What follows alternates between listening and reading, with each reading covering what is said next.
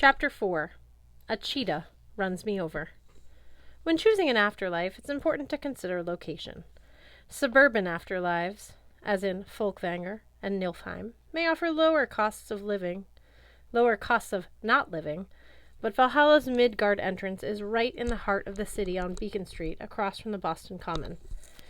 You'll be within easy walking distance of the best shops and restaurants in less than a minute from the Park Street Tea Station. Yes, Valhalla, for all of your Viking paradise needs. Okay, sorry. I told the hotel management I'd put in a plug, but it was pretty easy getting back home. After buying a bag of chocolate-covered espresso beans at the coffee shop, I made my way through the public garden, passing my old camping spot under the footbridge. A couple of grizzled dudes sat in the nest of his sleeping bags, sharing garbage bin leftovers with a little rat terrier. "Hey, guys," I handed them Otis's trench coat and hat, along with the mortal money I had on me, about $24. "Have a good day." The guys were too startled to respond. I kept walking, feeling like I had an axe sticking out of my sternum. Just because I'd been killed by a fire giant 2 months ago, I got to live in luxury. Meanwhile, these guys and their terrier ate from garbage bins. It wasn't fair. I wished I could round up every homeless person in Boston and say, "Hey, there's a big mansion right over here with thousands of comfy suites and free food forever. Follow me!" But it wouldn't work. You couldn't bring mortals into Valhalla. You couldn't even die on purpose to get in. Your death had to be unplanned, an unplanned, selfless act, and you had to hope there was a Valkyrie around to see it. Of course, that still made Valhalla better than the high-rise condos sprouting up all over downtown. Most of them were full of empty luxury apartments, too. Shiny fourth or fifth homes for billionaires. You didn't need a brave death to get in, just a lot of money. If the giants did invade Boston, maybe I could convince them to do some strategic condo stomping. Finally, I reached the Midgard facade of Hotel Valhalla. From the outside, it looked like an 8-story mansion of white and gray stone, just another piece of super expensive real estate in a row of colonial townhouses. The only difference, the hotel's front garden was completely enclosed by a 15-foot-tall limestone wall with no entryway, the first of many defenses to keep non-Einarjar from trespassing. I jumped straight over and into the grove of glacier. A couple of Valkyries hovered in the branches of the white birch tree, collecting its 24-karat gold foliage. They waved at me, but I didn't stop to chat. I marched up the front steps and pushed open the heavy double doors. In a cathedral-sized lobby, the usual scene was going on. In front of the roaring fireplace, teenage Einarjar hung out playing board games or just chillaxing, which is like chilling except with battle axes. Other Einarjar in fuzzy green hotel bathrobes chased each other around the rough-hewn pillars that lined the hall, playing hide-and-seek and kill. Their laughter echoed off the ceiling high above, where the rafters gleamed with the points of thousands of bundled spears. I glanced over at the reception desk, wondering if Sam's mysterious eye-punching brother might be checking in. The only person there was the manager, Helgi, glowering at his computer screen. One sleeve of his green suit had been ripped off. Chunks of his epic-sized beard had been pulled out. His hair looked even more like a dead buzzard than usual. "Don't go over there." Hundling, the bellhop, sidled up next to me, his warty red face covered with fresh scratches. His beard, like Helgi's, looked like it had been recently caught in a chicken-plucking machine. "Boss is in a foul mood," he said. "Like, beat you with a stick, foul mood." "You don't look so happy yourself," I noted. "What happened?" Hundling's beard quivered with anger. "Our newest guest happened." "Simmer's brother? Puh, if you want to call him that. I don't know what Simmer was thinking, bringing that monster to Valhalla." "Monster?" I had a flashback to X, the half-troll Simmer had once admitted to Valhalla. She'd gotten flack for that, too, though X later turned out to be Odin in disguise. Long story. You mean the newcomer is an actual monster? Like Fenris? Or worse, if you ask me. Hunding brushed a tuft of whiskers off his uniform name tag. Cursed Agar nearly tore my face off when he saw his accommodations, not to mention the complete lack of a proper tip. Bellhop, the manager shouted from the reception desk. Stop fraternizing and get over here. You have dragon teeth to floss. I look at Hunding. He makes you floss the dragon's teeth? Hunding sighed. Takes forever, too. I gotta go. Hey, man. I handed him a bag of chocolate-covered espresso beans I'd bought at the Thinking Cup. Hang in there. The old Viking's eyes turned misty. Magnus Chase, you're a fine lad. I could hug you to death. Bellhop! Helgi shouted again. All right, hold your 8-legged horses. Hunding scurried toward the front desk, which spared me from a hug to the death. As low as I felt, at least I didn't have Hunding's job. The poor guy had reached Valhalla only to be forced into servitude by Helgi, his arch-enemy from mortal life. I figured he deserved some chocolate now and then. Also, his friendship had already proven invaluable to me several times.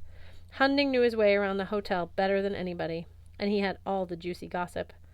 I headed for the elevators, wondering what an Arger was, and why Sam would bring one into Valhalla. Mostly, I wondered if I had time for lunch and a nap before this afternoon's battle. It was important to be well-fed and well-rested when dying in combat.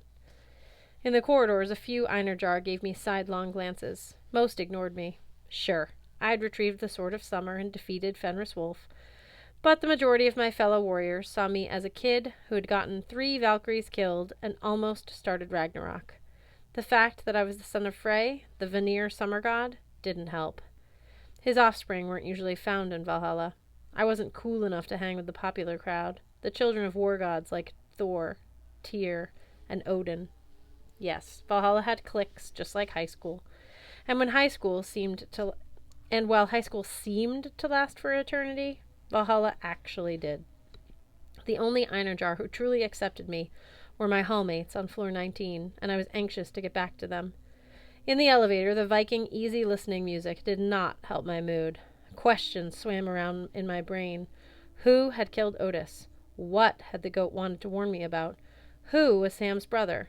What were Blitz and Hearth hiding from? And who in their right mind would want to record Fly Me to the Moon in Old Norse? The elevator doors opened at floor 19. I stepped out and promptly got sideswiped by a large animal. It was moving so fast I only registered a blur of tan and black before it turned a corner and was gone. Then I noticed holes in my sneakers where the animal had run over them. Tiny geysers of pain erupted from the tops of my feet. Ow! I said belatedly. Stop that cheetah! Thomas Jefferson, Jr. came charging down the corridor with his bayonet fixed, and my other hallmates, Mallory Keene and Halfborn Gunderson, close behind him. They stumbled to a stop in front of me, all 3 panting and sweating. Did you see it? TJ demanded. Where did it go? I pointed to the right. Why do we have a cheetah? It wasn't our idea. Believe me. TJ shouldered his rifle. As usual, he wore his blue Union Army uniform, his jacket unbuttoned over a green Hotel Valhalla t-shirt. Our new hallmate isn't happy to be here. New hallmate? I said. A cheetah? You mean the soul Sam brought in? A child of Loki? He's a shapeshifter? Among other things, said Halfborn Gunderson. Being a berserker, he had a physique of a Sasquatch and wore only hide breeches. Runic tattoos swirled across his massive chest. He banged his battle axe on the floor. I almost got my face smashed with that Meinfurter. Since moving to Valhalla, I'd learned an impressive number of Old Norse cuss words. Meinfurter translated to something like stink fart, which was naturally the worst kind of fart. Mallory sheathed her 2 knives. Halfborn, your face could use an occasional smashing. Her brogue got thicker whenever she was angry. With her red hair and her flushed cheeks, she could have passed for a small fire giant, except fire giants were not as intimidating. I'd be more concerned about that demon destroying the hotel. Did you see what he did to X's room? He took over X's old room, I asked, and proceeded to tear it up. Mallory made a V with her fingers and flicked them under her chin in the direction of the cheetah had fled. Miss Keene was Irish, so her V did not mean peace or victory. It meant something much ruder. We came by to welcome him and found the place in ruins. No respect! I remembered my own first day at Valhalla. I had thrown a sofa across the living room and put my fist through a bathroom wall. Well, adjusting can be tough. TJ shook his head. Not like this. The kid tried to kill us on sight. Some of the stuff he said. First-rate insults, Halfborn conceded. I'll give him credit for that. But I never seen one person do so much damage. Come have a look, Magnus. See for yourself. They led me down to X's old room. I'd never been inside, but now the door was wide open. The interior looked like it had been redecorated by a Category 5 hurricane. Holy frig! I stepped over a pile of busted furniture in the foyer. The layout was a lot like my own suite. 4 square sections jutting out from a central atrium like a giant plus sign. The foyer had once been a sitting area with a sofa, bookshelves, a TV, and a fireplace. Now it was a disaster zone. Only the fireplace was still intact, and gouge marks scarred the mantel as if our new neighbor had taken a broadsword to it. From what I could see, the bedroom, kitchen, and bathroom wings had been similarly destroyed. In a daze, I moved toward the atrium. Just like mine, it had a huge tree in the middle. The lowest branches spread across the apartment's ceiling, interweaving with the rafters. The upper branches stretched into a cloudless blue sky. My feet sank into green grass. The breeze from above smelled like mountain laurel, a sort of grape Kool-Aid scent. I'd been in several of my friends' rooms, and none of them had an open-air atrium. Was it like this for X? I asked. Mallory snorted. Hardly. X's atrium was a big pool, a natural hot spring. His place was always hot, humid, and sulphurous as a troll's armpit. I miss X, Halfborn sighed. But yes, this is all completely new. Each suite arranges itself to fit its owner's style.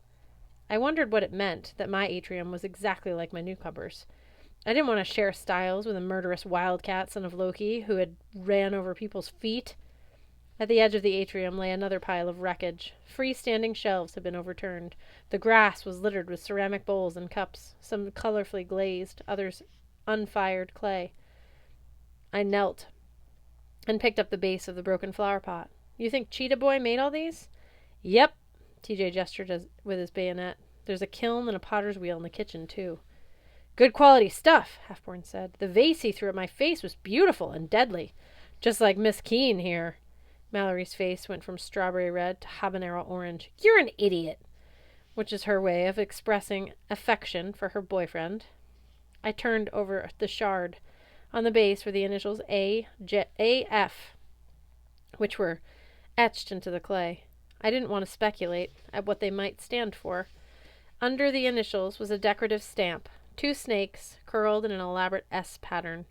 Their tails looped around each other's heads. My fingertips felt numb. I dropped the shard and picked up another broken pot. Same initials on the bottom. Same serpentine stamp. It's a symbol of Loki, Halfborn offered. Flexibility, change, slipperiness. My ears buzzed. I'd seen this symbol before. Recently, in my own room. How do you know? Halfborn puffed out his already puffed-out chest. As I've told you, I've spent my time well in Valhalla. I have a Ph.D. in Germanic literature, which he only mentions several times a day, Mallory added. Hey, guys, TJ called from the bedroom. He speared his bayonet into a pile of clothing and held up a dark green sleeveless silk dress. Posh, Mallory said. That's a Stella McCartney. Halfborn frowned. How can you be sure? I've spent my time well in Valhalla.